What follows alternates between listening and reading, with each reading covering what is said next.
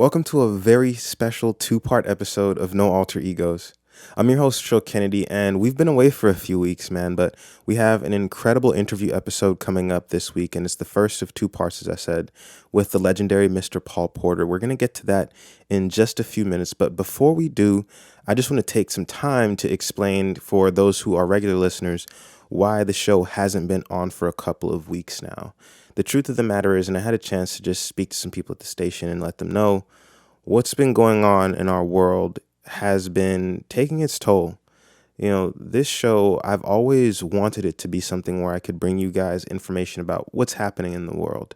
I've had guests on in the past from time to time, but the truth of the matter is, without some kind of a booking manager or team to just help keep guests constantly coming in, it actually just made more sense to do the show on a week-to-week basis with current events, maybe some books that I'm reading, and then take it from there.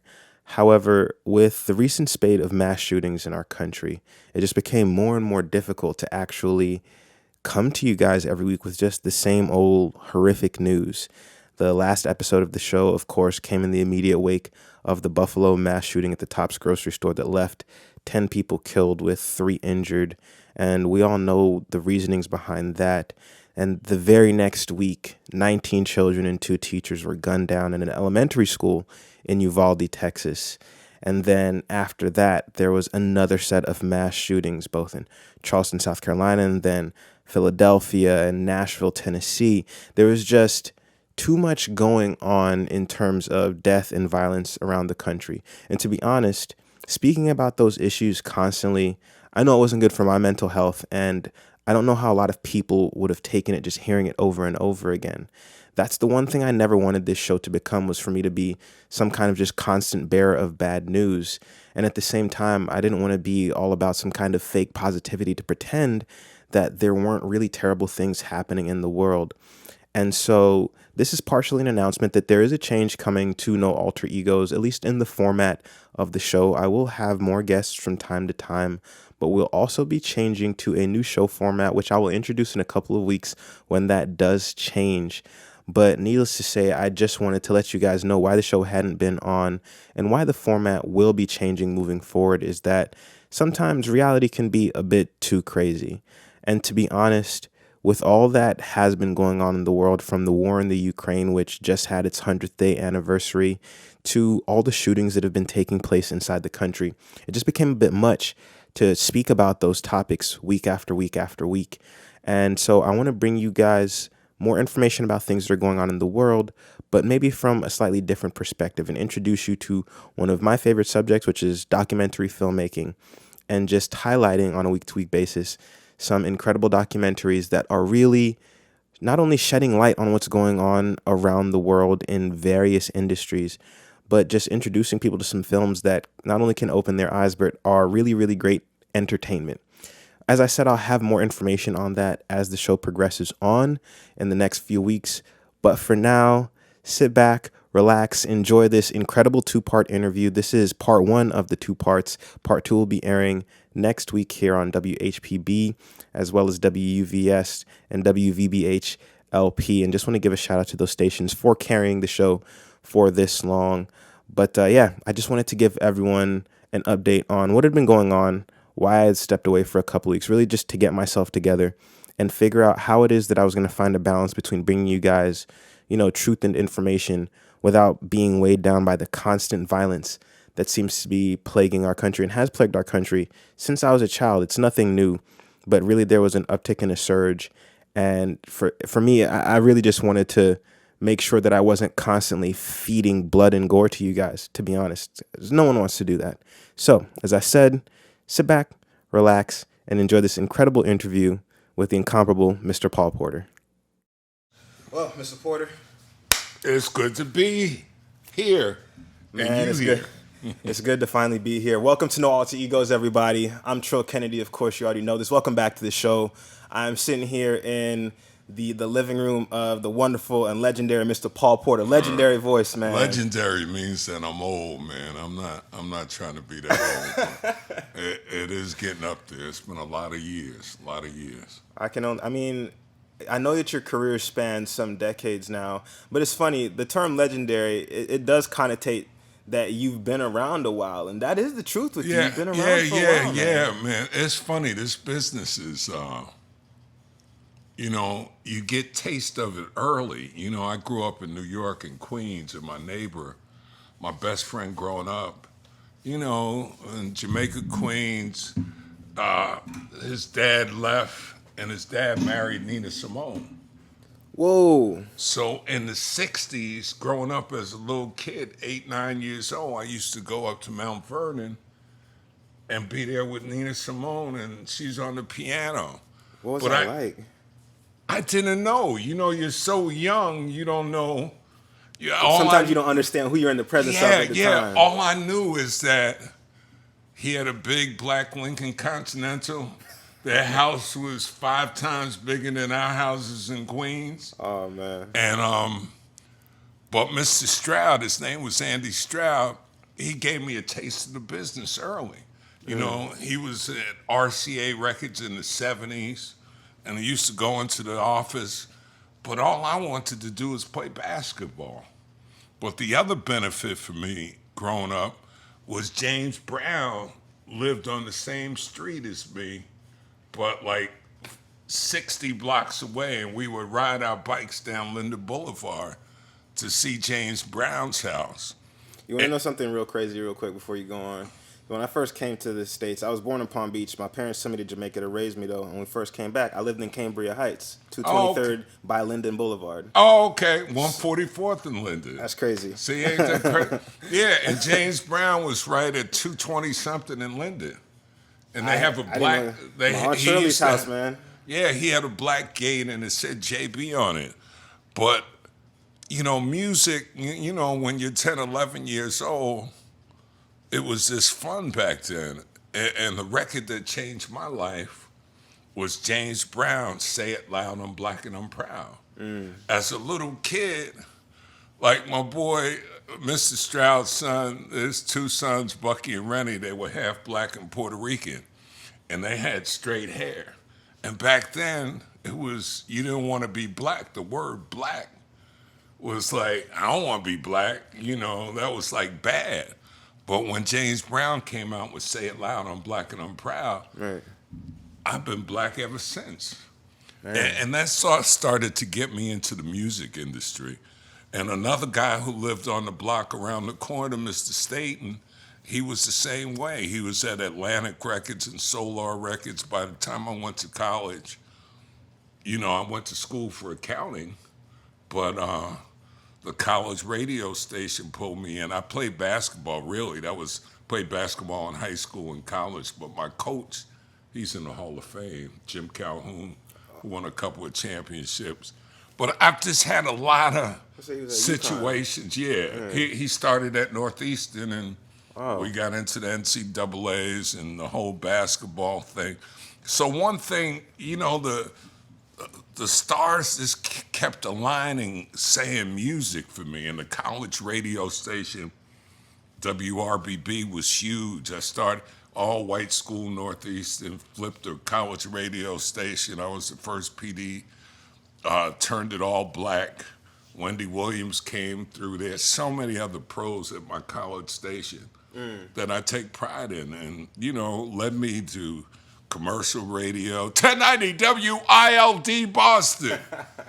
And then I went on to DC. Donnie Simpson hired me at NBC at KISS. And KISS led to a television show at NBC, and then BET and radio stations, New York, DC, Miami. It's been a long journey, but it's scary because it seems like we were doing better the past 20 years. Black music is just sort of died. And I think it goes with ownership and decision making. And I've just been a lot more active the last 25 years of my life in terms of content, ownership, program.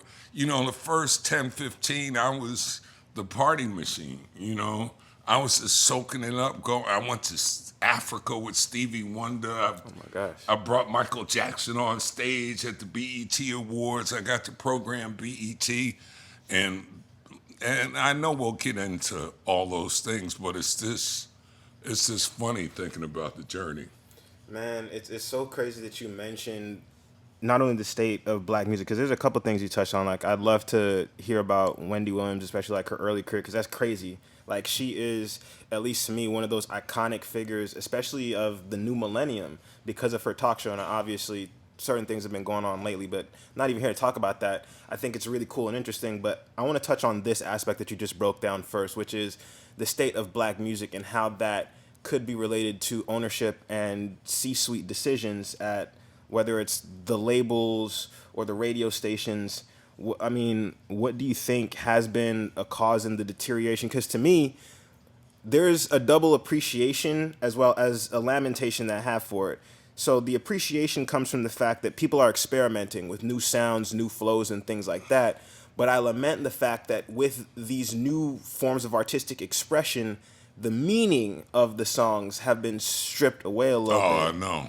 And so while I celebrate that people are trying new stuff, it's a lot of the same thing being thrown at me, and it feels a bit devoid of the soul that was traditionally there. Yeah, but it's, the funny thing, I went to school in Boston, and Berkeley College of Music was there, in New England Conservatory. So back before sampling, everybody had a real appreciation of instruments and chords and structure. It's just a different game sampling. Everybody studied or played an instrument, and I think now we get so many people that just rap on beats. It's a different love when you construct a song and a melody and a chorus. And I've got to travel the world with some of the best performers around. Like, my favorite singer of all time is Rochelle Farrell. She went to Berkeley. She plays all over the world. You don't know her, has made millions of dollars, but she's not part of the commercial structure. She had one album come out, no, two albums, did really well, but she didn't want to be a part of that. And what we celebrate in social media culture is likes and videos. We don't really close our eyes and listen to music anymore. There were times when that's all you listen to. Now you want to see a video. And I think the structure in songs growing up, and I'm thinking of going back to Queens when my mom had 45s, and I used to listen to Marvin Gaye and Tammy Terrell sing Ain't Nothing Like the Real Thing. And I knew that was a love song. And the balance of love and bling has just flipped. Even in the 90s, 4 out of the top 10 songs on the R&B or black charts were always ballads and love songs. Not anymore. So that's where some of the structure has changed and the popularity, and the corporations control that. And the problem is, too many black folks want to be like white folks now. In what way? In terms of programming, they've seen this, like, nobody's taking chances. Like, I started the second urban AC station in the country back in 1988 for Kathy Hughes. Well, guess what? The format is the same 34 years later. And that's been the last black new format, the Tom Joyner. So nobody's really taking chances. And I've always been a chance taker when I program BET and radio stations. But, I'm bored with what we've turned into, because we're just following everybody else. We're following Billboard or thinking that the Grammys make it important. And the Grammys don't. The Grammys are handpicked by corporations. And I've worked for Sound Exchange, AOL, NBC, all these great companies, but they're really not great for us unless we own them or sort of control them. I've been lucky enough to be on television all over the place, CNN, Entertainment Tonight, in 140 countries, got to lecture at Harvard, blah, blah. And everywhere I go, there's like this much real tiny amount of decision makers. And I know it's only first or second generation that's happening now, and that's the problem. But we always think that money's the payday, but the real payday is if you're not at the table, you're on the menu. And, I always tell young folks that because I've been fired from everywhere. There's just a point. If you're not in ownership or control, they're going to get you. Kathy Hughes got me. Bob Johnson got me at BET. NBC got me. AOL got me. And I think I've been successful everywhere I go. But when you're pushing that envelope, they're going to say, hold up, bruh. You don't own this. Or you're trying to control it. So, it's been a different battle. It's funny.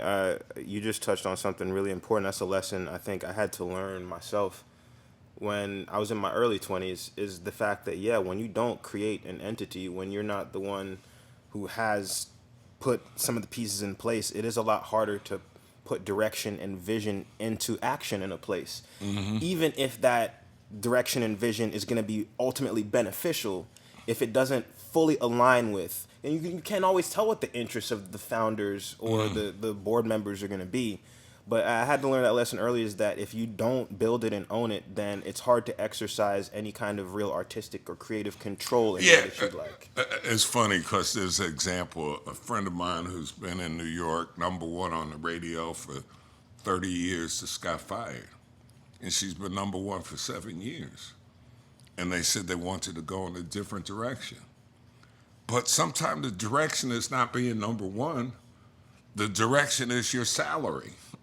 The direction is your income. Right. The direction is, I don't like you anymore. There's all these things that we think that matter that in business really don't. Like, they can substitute and throw you out. They forget you real easy. I was at BET 10 years. And when I lost that gig, man, I was depressed. I was really hurt. But when I look back on it, I'm like, why was I so much in pain? Because I set myself up. I set myself up as a life gig. I'm thinking, hey, I'm on TV. I'm 30 years old. Well, what? But it doesn't work like that. That's so funny. That's so funny. So tell me a little bit more. So obviously, you've been spending time in Queens. What does the '80s look like for you going into the '90s? That period of your life. Wow. My first job on the radio was 1978. Oh wow. A guy, while I was in college, I worked at an AM radio station in Boston, 1090 WILD. And I started at a college station, went to another AM station, and Donnie Simpson hired me in 1982 to go to NBC and KYS in DC. What else could be lovelier? 24 years old, 1982. My contract was 66 grand then, which was a lot of money in the 80s. And 2 months later, I had my own television show. It was called Fresh. So that was another 50,000 I got. So I'm thinking I'm rich. And when you're, as a black folk coming from, and no, I didn't come from the hood. I came from a nice neighborhood. But if you're making $100,000, you think you've arrived. And it ain't no money, You learned that, though. Yeah, but you learn that, and it takes time because you're living up to that. And I worked at NBC and KYS. We went on and did well, started doing television. I learned, and that's when all the digital software came in, Selector and BDS. And, I picked some of that up, implemented those systems at BET and other places that I went. But moving to D.C. from Boston was like, it was Chocolate City. Everything was Parliament, Funkadelic, Cameo, like really good times, and crazy parties. That's when the industry was spending so much money in the 80s. They fly you out to a Stevie Wonder party in L.A. And let me ask you something. Do you think it'll ever get back? Because nope. I look at the 80s for me, the 80s, even going into the 90s a little bit. Towards the tail end of the 90s is when I started to see a real downturn. But especially the 80s, man, I see that as like the golden era of the music industry. Between Prince, Michael, Stevie Wonder, so there were so many incredible artists out. And don't get me wrong, I still think the recording contracts were still terrible. They've always been terrible, but there was a lot of money being spent Yeah. to promote just excellence in music. Yeah, Everybody yeah. was getting paid. Yeah, yeah. I mean, you're right. There were the super groups, the Mays, Frankie Beverly, Right. Lionel Richie, the Commodore, the cameos, like the late 70s to the end of the 80s, that were the superstars and people that could sing. Right now we're in a different era and we look at stars differently. It's sort of like heavyweight boxing. Back in the day, Ali Frazier, everybody wanted to be a heavyweight. You don't even know who the heavyweight champion is today. I mean, I do because I follow But- boxing, yeah, but nobody knows for real. Yeah, I get where yeah. you're coming from with that. There was just a different era. Yeah. There was, and back in D.C., Sugar Ray Leonard used to come over my house all the time. Crazy. And Sugar Ray Leonard, Hearns, and boxing was this at a different level. And music's at a different level, too, now.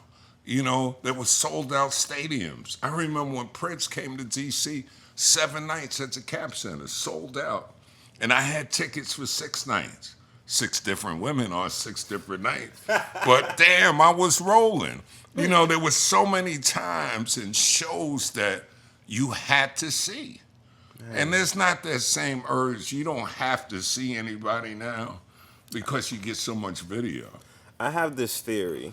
And it's funny. I talk about it a lot with whether it's my songwriting friends or producers that I know and work with sometimes. Is that the difference I think between now and then is that with the democratization of music creation, meaning everything went in the box. Like right now, I have my Apollo on my computer, and that's all I need to make a track. I can go into Logic and cook.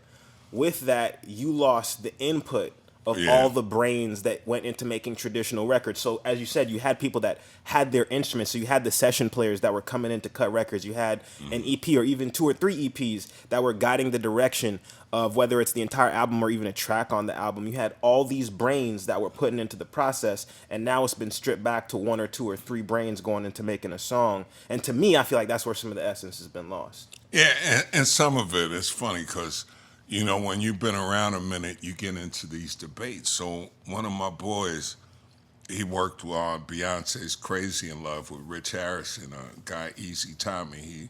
Anyway, we were having this debate about musicians and the body of music and work. And one of the problems we both see is now people get hit songs from one person. They want to sound like this producer or this producer. And back in the day, one producer would work somebody's whole project and they would get a different feeling and write for them.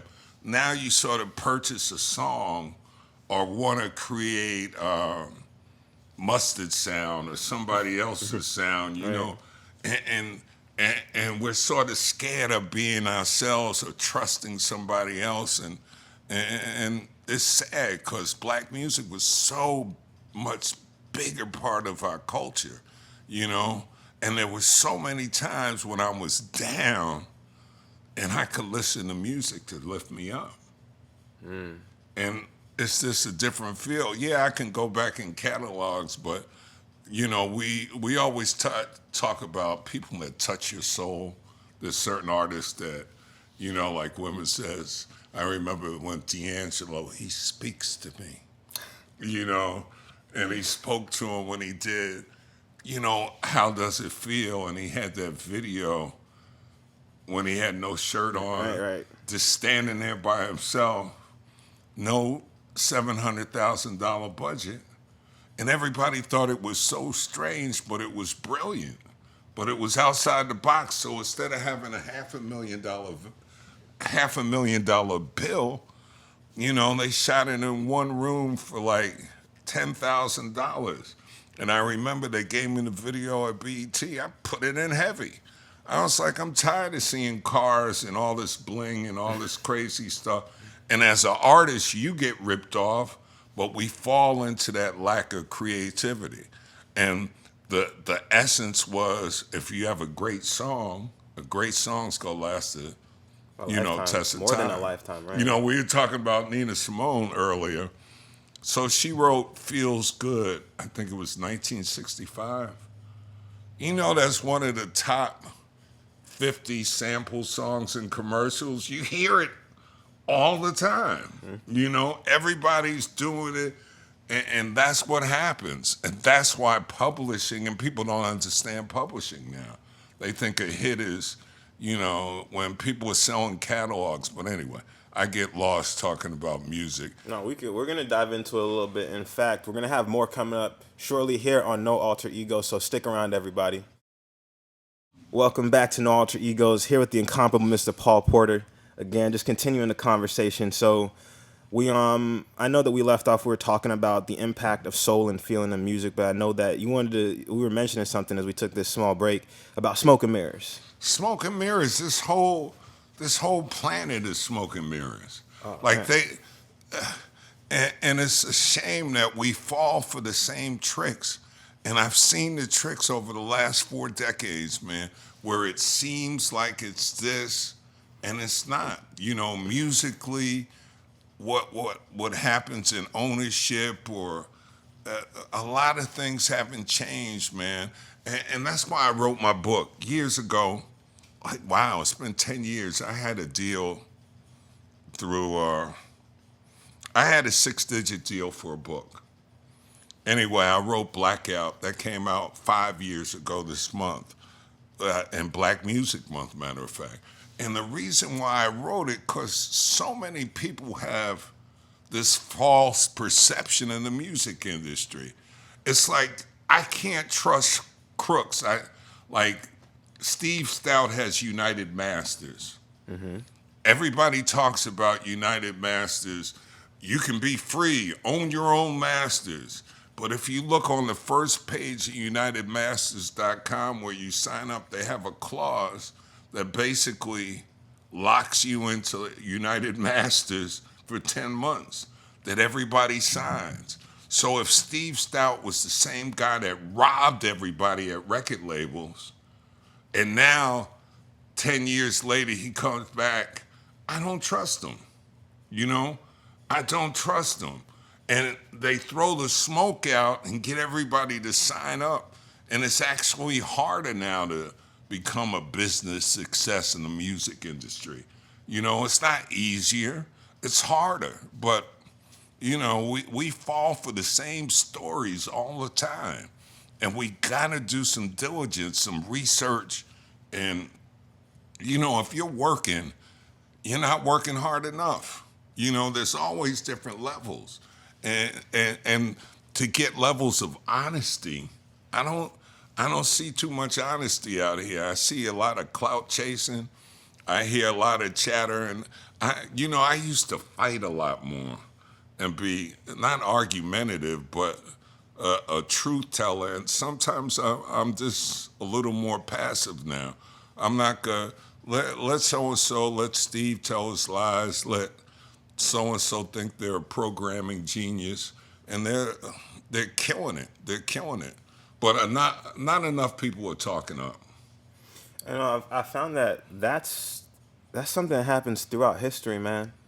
As I was growing up, and every generation I think experiences this. It's part of the reason why progress for humanity goes at such a snail's pace, is because I was younger, and when I was younger, I was like, "Oh, this world can be incredibly, like, a whole lot better than what it is. We just have to literally do this one simple thing."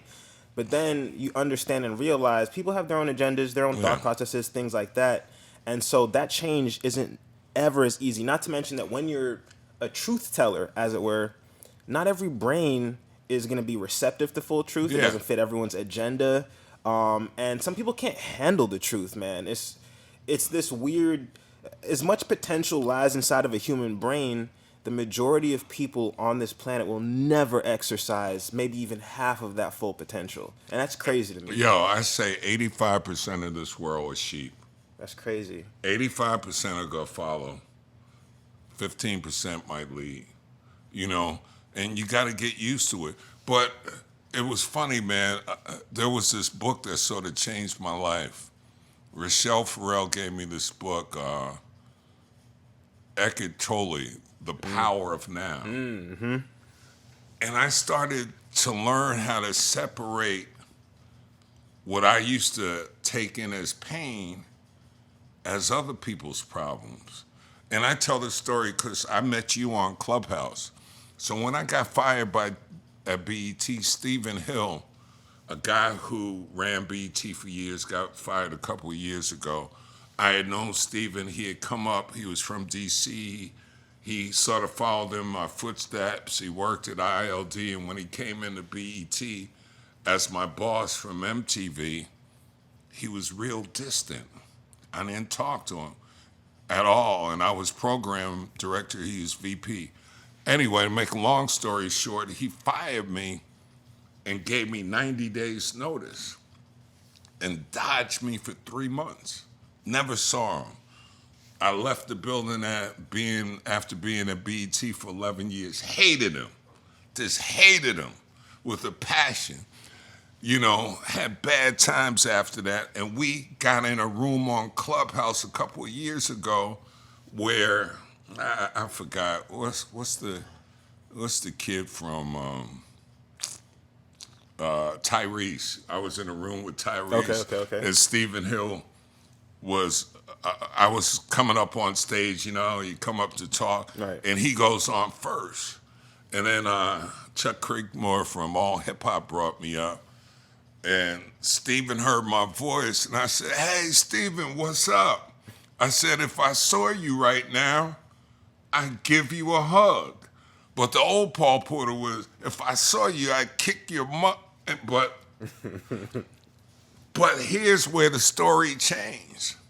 You know, I gave him a warm welcome. He said, "Hey, Paul, man, I got to tell you something. You were my hero." I said, "What?"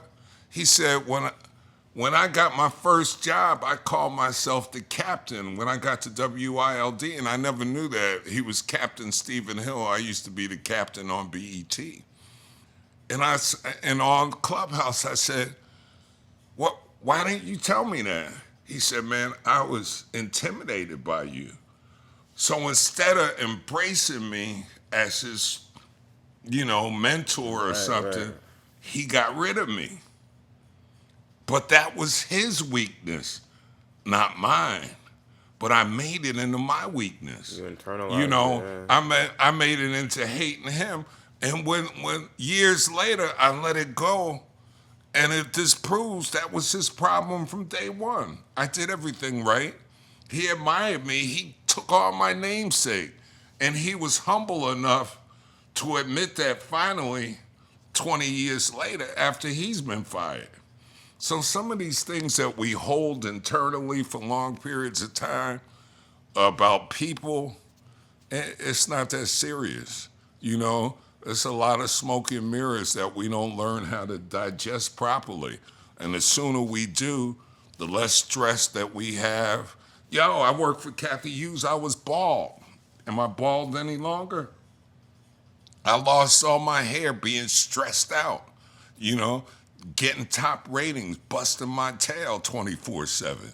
But people have so many egos in how they deal with issues and acquiring knowledge. Like, I've always been humble enough to learn. I want to learn my crossover playing basketball. I wanted to listen to, but we don't listen as much, or we don't learn as much, and that sort of troubles me. That's the great irony to me of the 21st century. We have these mobile devices where all the information from the majority of human history is literally at our fingertips.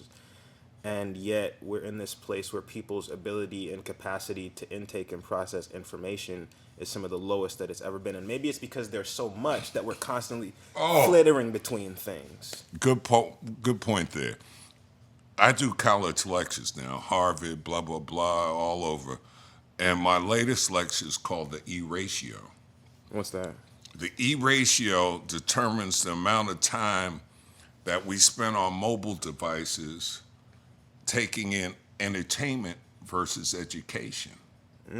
So there's stats. There's stats on the, like you said, everything's in your hand. But the average person spends 50 minutes on entertainment on their mobile phone and 1 minute on education. The average black kid or a person of color spends 200 minutes on entertainment, 1 minute on education. That's crazy. So if we can turn that around and make education and learning cool, because there's so much you can do on your phone Yeah. and so much access, but we're still looking at pictures. You remember, 10 years ago, nobody wanted to follow you back because they wanted their numbers to look like this. Oh, that's still how it is. It's not Yeah, just that. It's how I know, it is but right now. but now I want to follow everybody on Twitter to see or Instagram to see what's going on. If you let that stupid thinking go, where oh no, I follow one person, like Everybody wants to be a celebrity in their own world, man. yeah, and that's shameful. Or they're killing themselves on social media by telling all their business. It's to me, so we have not fully begun to grasp, I think, the full effects of mobile technology on the human race and human society. Oh, it's gonna be a We're at the very beginning of that age right yeah. now. And what I think people are failing to understand is that there are certain things, because you mentioned, oh, it's shameful that people want to be that. But there's very real parts of human psychology, I think, that have been tapped into by these mobile devices, whether it's social media or entertainment-based content that you're viewing, that we don't even have a full grasp on how it's affecting us. But what we do know is that it has the power to change literal societies, how people go vote at the polls. It has the power to change people's levels of self-esteem. And I don't think it's coincidental that there's a rise in depression and suicide in the Oh, world while there's this device where you can access. I've seen things on my phone that I can't unsee, and it's from following certain people that just post some stuff that I had to end up unfollowing and just be yeah, like, I don't want to see someone die. I don't yeah. want to see that. But I've seen it happen before now because I have a mobile phone. You happen to be scrolling, you come across. You can't always control the content until you see something and you're like, okay, I don't want to see that anymore. And we're at the very beginning of an incredible revolution, and with every revolution, there's going to be the good and the bad aspects, and we're seeing a lot of the bad aspects come to bear in rising suicide rates among children and teenagers, in the fact that people's attention spans are now lesser. Because I'm thinking about when I wake up in the morning, like, and it's still bad, but to be honest, of course I go on social media sometimes just to see what's happening in the Yeah. world. It's just what you do. But then you end up and you don't think about it. But in 5 minutes of scrolling, your brain has processed a couple hundred images. Oh, and I felt that so many times myself. I'm like, why am I doing it? Like, because the system gets It's to hacked you. into your brain. It taps, but you get smarter. You can actually be smarter. Like, and we don't discuss that because it's not cool. Because it's I don't know, man. There could be studies, and the other issue is communication. Like people don't know how to talk anymore. Like I deal with a lot of young people, and being able to set yourself aside in a room from people and talking and opening doors, like everything is so mobile. Like I don't mind giving my number out because nobody's gonna call. They're gonna text. Nobody wants to talk. Nobody wants to communicate. And I think social media is just hurting us more than it's helping. And I know that sounds like the old man or the legend, but Well, it's a truth that you're getting at, in that it can be this incredibly helpful tool. yeah. But right now, how it's being used throughout the world is hurting society to a large degree, because once again, and Mark Zuckerberg and whether it's Jack Dorsey or Mark Zuckerberg, the guys that have created these major social media platforms, they knew when they were making them what the Yeah. intent was. The intent Yeah. was to trick your brain via the dopamine cycle into you constantly looking at it because it's a rewarding feeling. Like you Yeah, feel, it's great. Yeah. There was a rapper who just got killed in the last week. trouble. No, not even him. His name was Money Gang something from L.A. He was in the Bronx on Thursday. He posted on live, and he's one of those guys with all the money and all this, showing his gold chain that says this. And an hour later, somebody saw him on Instagram, walked into the store where he was at in the Bronx. Less than an hour, shot him, killed him, stole the chain and all the money. And he was relatively under the radar, but that's how social media is. It's like a cycle where you would never tell on yourself, and we can get into the Young Thugs and how music and Oh, I all want to this get into other that thing. so bad. Yeah, but it's just a different kind of thing now where everybody flosses and shows everything, and the studies are gonna be here real soon. But getting back on my book, I wrote my book Blackout: My 40 Years in the Music Business Right, right. to try to tell the truth of, like, I've seen the pain, I've seen the happiness. I snorted most of Peru in the 80s, because there was cocaine at every party. I I'm remember. sure. Oh my gosh. I tell a story. C-SPAN gave me 90 minutes. If you ever get a chance, watch Blackout. They gave me 90 minutes from D.C. I didn't put it in the book, but I told the story that I was going to my boy's house, who was the cocaine man, and you go up on this floor, and this is how it was so socially acceptable in D.C. I opened the door, and who do I see on the couch? Marion Barry, the mayor of D.C., John F. Kennedy Jr., and Jim Vance, the longest running black anchor in America, all at the same table. And they're all dead now, But I just, some of the situations I've been in over my career, I go, God keeps telling me, to tell the truth. So I tell some of these truths, but I don't know why I've been lucky enough to be around so much, but you got to share it. So I put it in a book, and I thought I was going to get a lot of hate because the industry is controlled by money. A lot of, I mean. Yeah, like you can make the greatest record in the world, but if you don't have any money, everybody's DJ's hands are like cups. They want to be paid. Everybody wants to be paid. The program director, everybody has to be paid now. Like, some people want to break records, and if they want to break records, they don't know how to break records. So it's just this cycle, man, that's sort of scary. And people get sucked into the music and entertainment.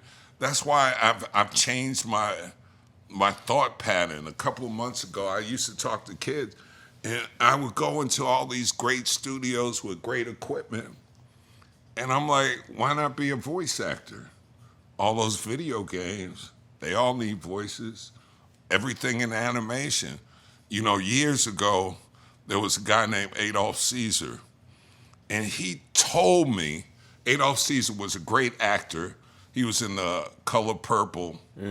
He was in Soldier's Story. I said, CJ! Anyway, he was the voice of ABC and all these things. And he said, you on the radio, man, do voiceovers. And I kept going, man, I don't want to do no voiceovers, because I went to auditions, and, if you go to 25 auditions, you might get one if you're good.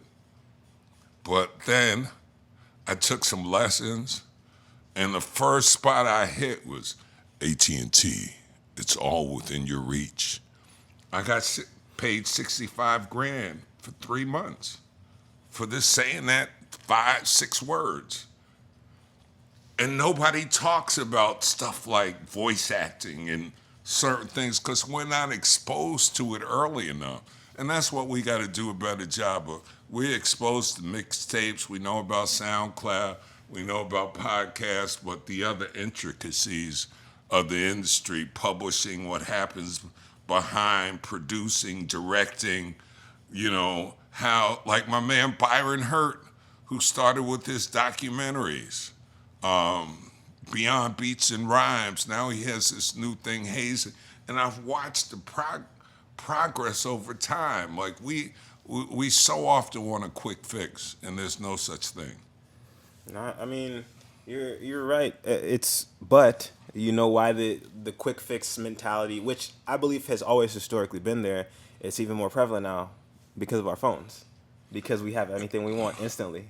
Nah, but I'm not saying it wasn't. We used to respect the older guys in the park. Like when I grew up, until you can beat them, you can't join them. Right. But now you fight them. I'm just hoping to get more interaction between generations. And, you know, I'm just hoping it happens that young folks listen to old folks. And most of all, old folks keep listening. Like, you have so much to share, but a lot of us don't share. We just share it on this superficial, you know, viewpoint where, hey man, I know more than you. And there's a big difference between experience and expertise. Like, And wisdom, experience, yeah, expertise, and wisdom, man. yeah. And until we know that and start sharing it, but that's why I'm glad you're doing this show and talking about real issues. Well, I'm trying. We had just this brief conversation. I told you it was getting more difficult to do the show because I want to talk about what's going on, but there's so much bad you can focus on. And there's this dilemma that was taking place inside my head because I've always been a firm believer that if you can just inform people a little more, if you can just reach them a little bit more, it can help to foster some change because it opens pathways inside their minds. But if I focus on the good stuff that's happening in the world, am I just trying to gloss over? Am I just ignoring what's really going on to make people feel happy?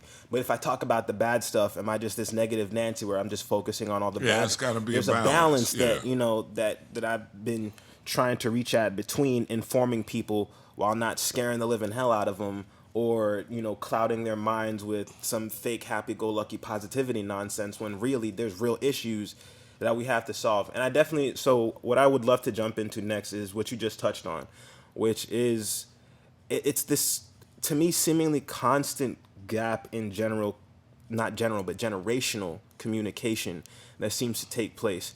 So we'll be right back with a little more no alter egos, and we're gonna get into that conversation because I think it's, I don't know, I think it's an incredibly important conversation to have. But we'll be right back with a All little right, more. we'll do it. Oh man, what an incredible first part of the conversation. Thank you guys so much for listening in. We're going to be back next week with part 2 of this wonderful conversation with Mr. Paul Porter. Before we go, though, I just want to drop a quick final thought for you guys. And that final thought for this week is protect your peace by all means necessary. That's one of those things that I discovered as I took some time to search inward through these past few weeks, is I learned that peace of mind really is incredibly valuable.